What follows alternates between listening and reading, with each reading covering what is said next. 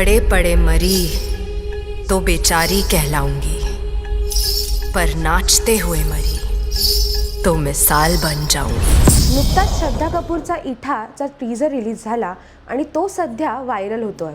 पण इठा म्हणजे कोण आणि याची इतकी चर्चा का होतीये? इठा म्हणजे विठाबाई नारायण गावकर।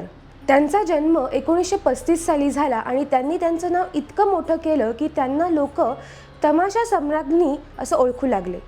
त्यांची त्यांच्या कलेप्रती इतकी निष्ठा होती आणि इतकं प्रेम होतं की त्या प्रेग्नंट असतानाही स्टेजवर परफॉर्म करत होत्या आणि त्यावेळेस त्यांना कळा सुरू झाल्या, त्या बॅकस्टेजला गेल्या आणि बाळाला जन्म देऊन पुन्हा स्टेजवर परफॉर्म करायला लागल्या।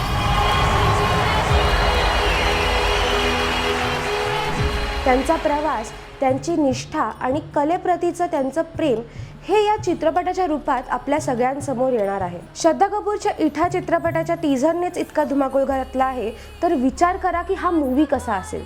तुम्हाला काय वाटतं की इठा बॉक्स ऑफिसवर किती कमाई करेल? हे आम्हाला कमेंट सेक्शनमध्ये कमेंट करून नक्की सांगा।